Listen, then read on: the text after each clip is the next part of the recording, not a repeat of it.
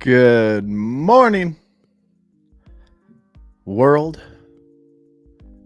Good morning, life. Today's a good day. It's Wednesday. Another positive, beautiful day. Again. Oh my gosh, every day we get one. We have another 24 hours a day to do something, to at least try to be happy. Know what I mean? What are you doing today? Geo Plays, what up? Good morning.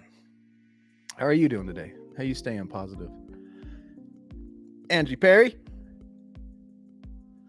Good morning. Good to see you. Glad you're here. Whew. Yesterday was day 9 of my challenge here. Good morning, Marilyn. Your stuff is in the mail. I made sure to do that Monday. So you should be getting it any day now. What up, Nathaniel? Good morning. Welcome to the show. Jen Ray. Good morning, bro. And I are going to do the 75 strong challenge together. Yeah. So cool. Did you get the book? About building new habits. Building new habits. You know, what are you looking to get out of it? What are you looking to get out of it? I'm doing great listening to you at work, doing subfloor repairs today. Nice. Nice. I've done my fair share of that kind of work. Lots of work. Kick its butt, man. Show them that you're the best subfloor repairman in the world. Crystal Call. Good morning. Morning, Crystal. Nope. But I will. Yeah, I would get it. Or in a nutshell, he's just talking about building good habits. He likes to, so in his book, The 75 Strong, he's making a comparison and a sales pitch, basically why he revised it from the 75 hard. The 75 hard challenge looks like this. Whoa. Follow a diet, gallon of water, 2 workouts, no alcohol, take a progress photo daily, 10 pages of reading. Just boom, cut and dry. 6 things, check them off. You miss one, you start over, go back to the finish line. Do not pass go. Do not collect $200. Where this guy's like, you know what? If you hit 9 out of 10 days and you succeed in that, that's 90%. Out of the 75 days, you'll have hit 67 of those days, which is 90%. You're doing good. You're doing good. And that's going to help build positive habits because scientifically, whatever that means, 66 days it takes to build a good habit. And 67, that's 1 day extra. You're welcome. So welcome. Sorry it took so long. Wow, that's a pretty good thing to do. Or try. Yeah, that's what I'm doing right now. I'm doing the 75 strong. I've taken the 75 strong and the 75 hard and combined them because I want, like he says in the book 75 strong, he's like, you know what, if you want to go do something to prove that you got grit, to show that you just can handle something hard, he's like, go camping for a week out in the wilderness with just a backpack. He goes, then you're only spending a week and it's just as hard, you know, because if you do 75 days and all you do is high five at a finish line and then go right back to the way things were before, he's like, let's do it in a way that's going to build and sustain habits that produce results for your life, not just for a 2-month occasion and then you're done, right? And that's kind of the mindset I'm taking to this challenge, is to build a positive habit. And obviously I have some physical goals because I want to do something I've never done before. And that's just like get shredded around the waistline. I have this theory now that I've been working out. I worked out from the age 30 to 35 and I got pretty fit. I was doing a lot of CrossFit type workouts. I was running a mile in like 6 minutes. And I was fit. And then I became an alcoholic. Imagine that. And got weak and fat. And now I'm back into working out. Been working out for a couple of years straight. Just now starting to get really strict with my diets and stuff. But I kind of wish I would have thought of this way earlier in life. And I doubt this is anything new. But I feel like if I work from February through mid-summer, in a nice diet, low fat, kind of high cardio exercise lifestyle, and then, keep the fat off. And then around midsummer towards the fall, I eat big and lift heavy and gain muscle. And I wonder if I yearly cycle that, what my body will look like in 5 years. Which doesn't matter anyway. I went and saw my uncle yesterday. He's on hospice, and that's sad. I'm at that age in my life where, family members they're at that age. I'm at this age, they're at that age. My Aunt Linda died 2 years ago. The crazy thing is, like, when I think of my Aunt Linda, I love her. There's lots of memories I have, lots of great memories I have of my mom's sister. But one that just stands out. I was in jail back in the early 2000s. I got arrested for meth and burglary and being a piece of crap. And I slept for about a month before I even really let anybody know I was there. That's how I got this stupid tattoo right here that says sleepy, because I was so dope sick. And heck yeah, I'll get ripped. Day 3, Jess. Definitely feeling tired right now. Yeah. Oh my goodness. Yesterday, we'll get to how I was feeling yesterday and where I'm at today. So I'm in jail. All of a sudden, visitors. Weaver, you got a visitors. Visitor time. Haul us out to the place where they're visitors, and I'm sitting there waiting for my visitor. And it's just like, just like your picture, except no phone.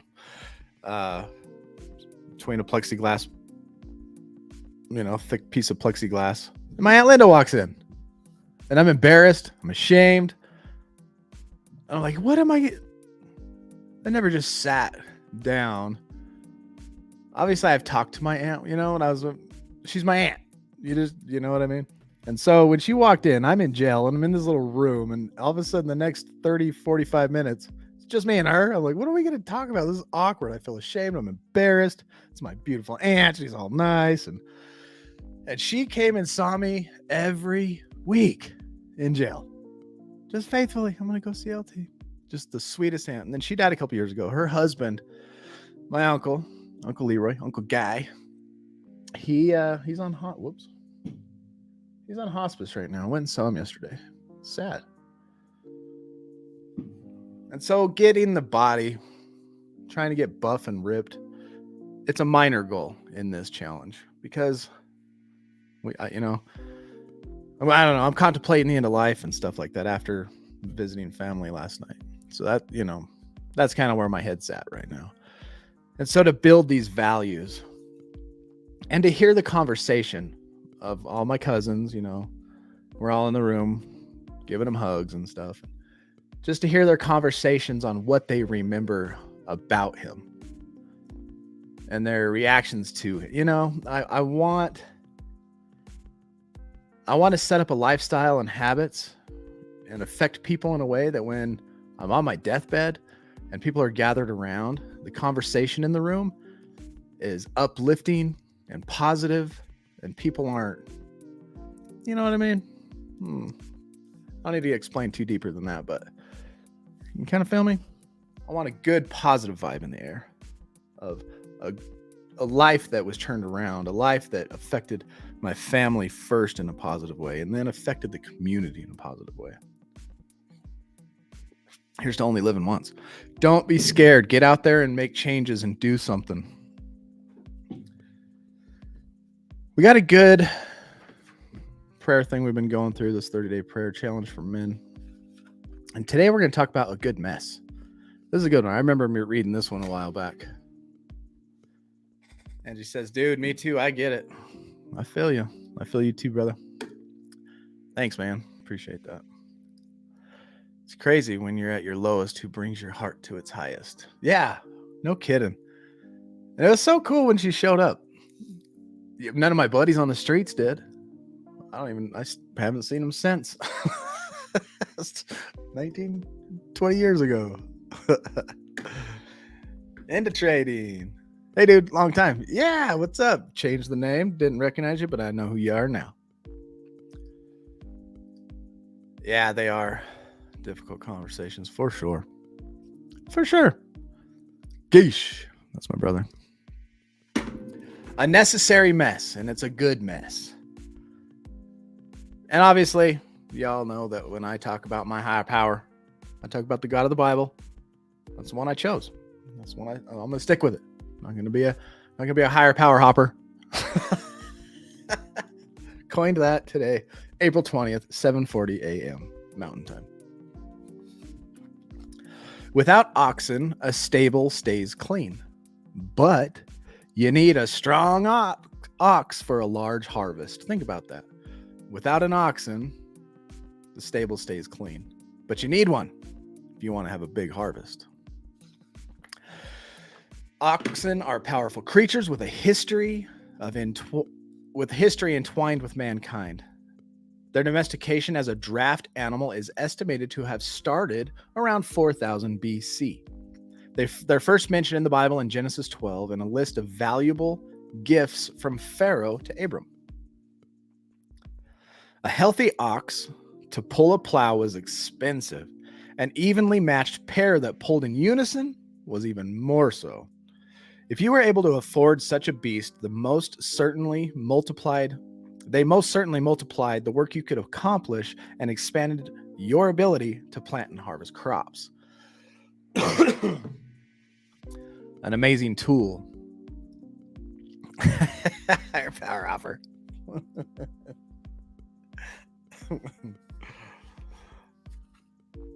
So, you got a couple ox. They're expensive. They're a tool. It's like tractors today, whatever you want to say. However, owning an ox comes with a few consequences. They like to eat. They don't fit into small spaces. They smell bad. And they don't use a litter box. But there's no way to take advantage of their amazing strength without having to watch your step, right? There's a bunch of crap laying around. That's a pretty good metaphor for life. If you want to produce something of value, you're going to have to deal with a mess that may be associated with it.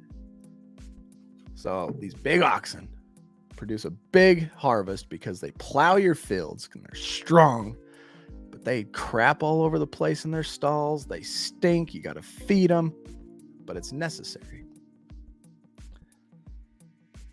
If you want to produce something of value, you're going to have to deal with the mess that may be associated with it. So, but the value outweighs the mess, right? Marriage, for all its delights, can generate piles of debris. Sacrificing individual dreams, working through conflict, dealing with in-laws, negotiating finances, serving even when you would prefer to be served. All of this makes for messy stable. For those who persevere, however, the rewards are worth it. Having kids may be both figuratively and literally one of the messiest choices you can make in life. They eat messy. They don't know where the toilet is until you explain it repeatedly. And then they break your heart one way or the other. But most parents would tell you that they would do it all over again without the blink of an eye. The gain far exceeds the pain. Think about the mess the kids make, how hard it is, but you wouldn't change it for the world. Some guys aren't married, and not every man will raise kids. Not a problem. The workplace demonstrates the principle of a messy stable quite adequately. It's a risky to start a business, choose a career, take a promotion, or switch jobs. Sometimes you have to make the decision to move and leave friends and family or miss a great opportunity for advancement. And that happens in life. You want to change a life of addiction.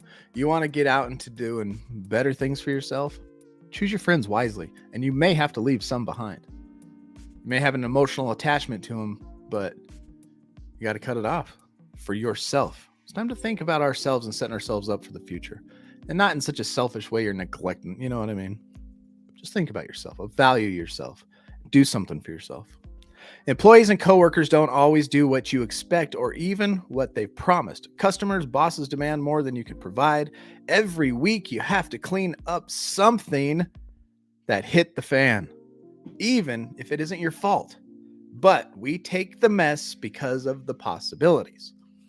You want that promotion at work and you decide to jump in, it's going to come with some mess. but you take it, right? Because there's opportunity.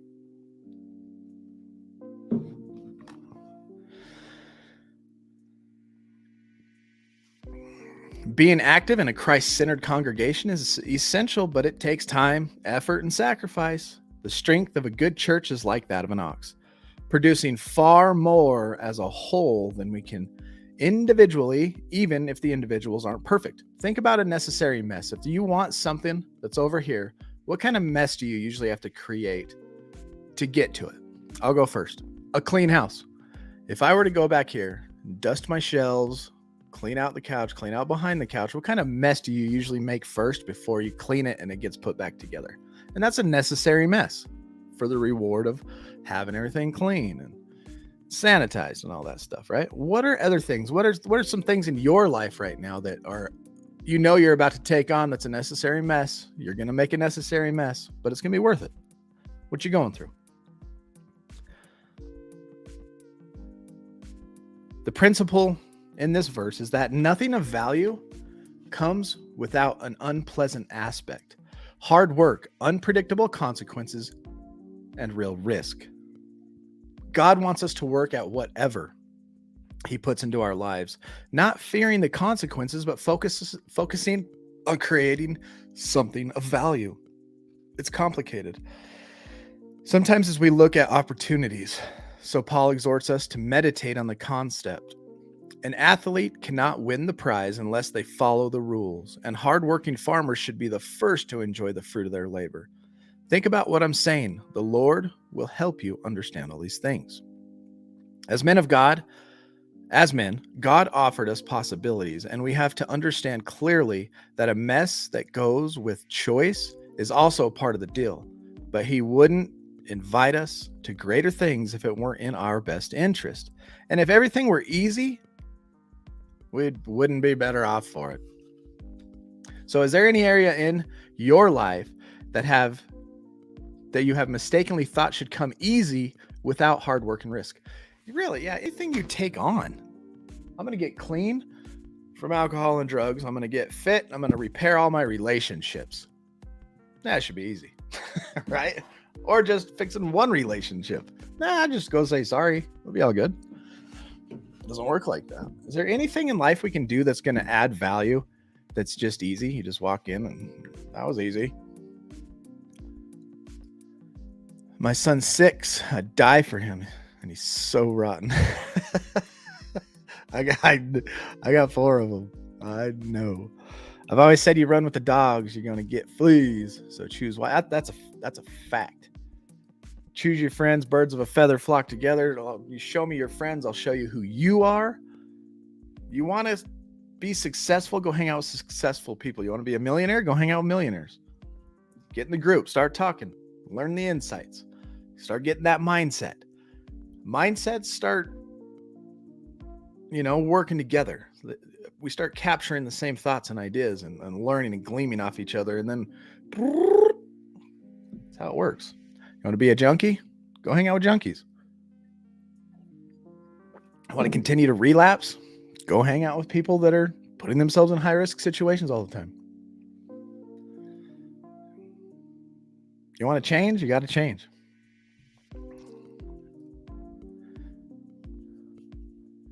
Right? Yeah. When we get to step 8 and 9, it could be tough. And so that's why we're getting prepared, up through step 7. Getting rid of resentments, learning our character defects, understanding ego, understanding our pride, so that when we go to make an amends or repair a relationship, that we are prepared for the consequence, whether they receive it or not. We're doing it for us, for freedom from our past lives, our past addictions, because we are in recovery. And what does it mean to be in recovery? The definition of recovery is to regain something that was lost, right?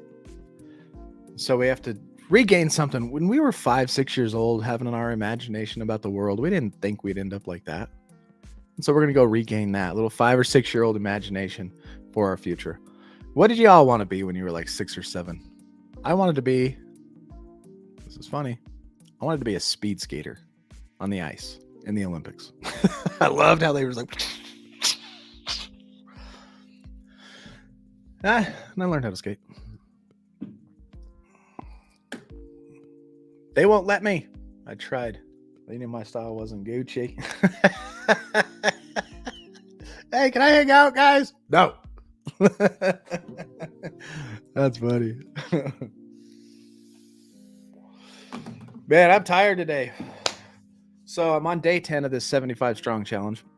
It's waking up every day going like that. And I've built my habits, and you all are watching them unfold. I'm going live and I'm doing a daily vlog, and I don't care about the numbers. Obviously, I want to add value to anybody that's watching. And obviously, in the back of my mind, I would love to do something viral. That's always there. But I'm doing this to build a habit, to learn my camera and my equipment, to learn how to, no matter what time I go to bed, that I'm getting out of bed and doing this first thing. Like today, I felt like I was late because I want to hit this at 7:00 a.m. and it just sets my time, right? But Tuesday we had to take care of some things. We had to stay up later than we wanted to, helping out a friend, and that's good. To sacrifice this to help a friend, that's adding value, and that's one of the values of characteristics I want to have. And so putting things, kicking the can down the road of my habits and daily stuff, because friends' lives and families' lives are more valuable than to try to, I got to make sure I do this video. You know what I mean? And so we stayed up later Monday night, way too late. We didn't get home till late, and then I had to finish some things up. I couldn't stop my goals because it was late. And so that just kind of made everything late, right? So it spilled off into Tuesday. And Tuesday, I was just tired. It's like you just grab yourself. Oh, look at one of our buddies is calling. Let's see who it is. What up, buddy? What are you doing? I'm on live stream right now, and now you are live on YouTube and Facebook and everything else. If you go to Facebook. Oh, what's up? Oh, am I? Yeah. Oh, right on. Say hi to everybody. Hey, what's up, man? Hey, I was calling to see. Yes, I am. In like an hour. Dude, start heading this way, but I'm going to finish this live stream. I'll call you back. Yeah. All right, later. That was one of our group members. He's going to come hiking with me this morning. And if you want to come hiking with me too, I'll just be right here at Coldwater Canyon where they hang the big flag. I think it's called Bonneville Shoreline, right there by the North Ogden Divide, in about an hour. Baby steps, man. Baby steps. We get. Amen. Amen. It's a fact. I don't remember what I was talking about. But that's the stuff I was talking about. Oh yeah, I was being tired. And so I just pushed myself through. I grabbed myself by the collar and I made myself go, right? Remember that video I did a few weeks or a few days ago? Just show up. 90% of life is just showing up. Oh, I don't want to. But you show up anyway, then you get through it and you're like, I'm glad I did it. Every workout I've ever had, I'm always glad I did it. Like right now, I would rather go lay back in bed and put on TV and just chill and just like, relax, right? No kids are at school. But now I'm going to get my butt up to the mountain. I'm going to go, yeah, Geesh, hurry up. You got an hour. I really wish you could, dude. That'd be so cool. What am I pursuing, working at, sacrificing for currently? Do I understand that success in those areas might have some messy consequences? So you could pray a prayer like this. Ask God for the drive to work hard in every area of your life. So you can pray something like this. Father, I pray that you give me a good attitude and drive to complete the work you've set before me, no matter how hard or taxing it is. Please give me patience and energy so that I may have the same hard work, attitude, and self-discipline it takes to complete even greater works for your kingdom. Give me strength to do it.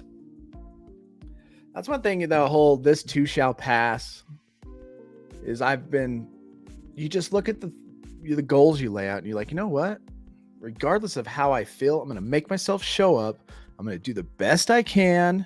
And like last night at the gym, the best I can was weak sauce, but I did it and I did the best I could. I took a nap right before I ended up sitting down on the couch before the gym, and I nodded off, and it was one of those naps where you wake up and all of a sudden you're not normal, right? Your body feels like it's going. You can't think straight. Where's my keys? And they're right in front of your face. You're just out of it. It was one of those naps. So I drug myself to the gym in that state. I get there and I'm just like, oh, this is hard. You're grabbing my leg, lifting it, trying to make myself walk. So I got there and all I did was laid down and started stretching, rolling out on a roller, stretching this way, stretching. And that made me feel a little better. Got on the bench, benched a little bit, got on the stairs, did the stairs a little bit. I didn't full blown go out like I was competing for a marathon. I just moved. I moved for 45 minutes. I got my heart rate up, did the best I could. And mission accomplished. Came home, ate, went to bed, had a good night's sleep last night, and now I'm up. It's a new day. It all passed, and I showed up, and I didn't fail. Because right now, when I look back on it, I remember being tired, but you don't quite remember like exactly how it felt. You just know you were tired, right? But I know I completed everything. I know that I hit my goals. I know that I accomplished something I set out to do, and that feels good. That feels better than me making myself do something when I was tired. Does that make sense? Someday. Yes. Yes. So what are you going to do to tackle the day? What are you going to do just to show up? I can't wait to see the progress of the people who are hitting the 75-day strong challenge. What up, Sharissa? Hopefully I said that right. If I didn't, I apologize. One thing I don't know how to do is read and spell very well. Justin Graham. Thank you, brother. Appreciate that. Appreciate that. Thanks for the awesome positive comments. Thank you for being here for me and giving me strength. Setting my day right? Remember why we do this? I don't have my book to quote it right, but this is a task for me in the morning that's going to propel my day with positive energy to kick off this day for success. This is me on hole one. Every morning when I get on this live stream right now is me getting to the golf course, teeing up on hole one, taking out my biggest driver and just smashing that sucker as close to the hole as I can get. And that's setting up my mind. And now I'm going to go up and get my 45 minutes of working out in. And my buddy might show up, which is cool. And that's going to be me busting out my 9-iron because I know I got it close to the flag. It's going to be my second shot of the day. Boom. And that one's going in. This par 5 is going to get hit in 2 shots. And I hate golf, by the way. I don't golf, but it just sounded like a good analogy. And so what are you doing to set up your day? Obviously, if you're here, you're on a good start. What's next? How are you going to keep continuing this path of positivity? What are you looking for? Remember to look around. What am I positive for? I'm positive for eye drops. Those make my eyes feel better. I'm grateful for, I should say. Grateful for this technology. Grateful for everybody in the chat. I'm grateful for all the comments because those comments help me think and speak, especially when I'm tired. And if you're getting value out of this, please like and subscribe and share. Boom. Boom. You're on the right track. If you get up, I made it vertical today. Heart starts beating. You're walking around. Or you could really just lay in bed all day and accomplish nothing. And that kind of emotion just spills over to the next day, But yeah, that's boom. That's fact. That's positive. That's good. Get out of bed. Start heading that way. Road to recovery, road to positivity, road to success. Shauna, I'm hitting the gym these days committed to 3 miles every other day. Awesome. Nice to see your face. It's good to see your comments in your face too. Be strong. Don't do wrong. I'm meeting clients doing recovery every day. Hugs and kisses. Peace out. Awesome, Shauna. Thank you for the encouragement and strength. 3 miles every other day. That's a lot. Add it up. Total it up for the week. Total it up for the month. And total that up for a year. And then say to yourself, can I do that for a year? Woo! It's a good commitment. It's going to make her strong. All right, everybody. I'm going to go work out. You guys have a great rest of your day. Hit me up in the comments, in the chat, the DMs, like, subscribe, all that good stuff. And I will see you in the morning.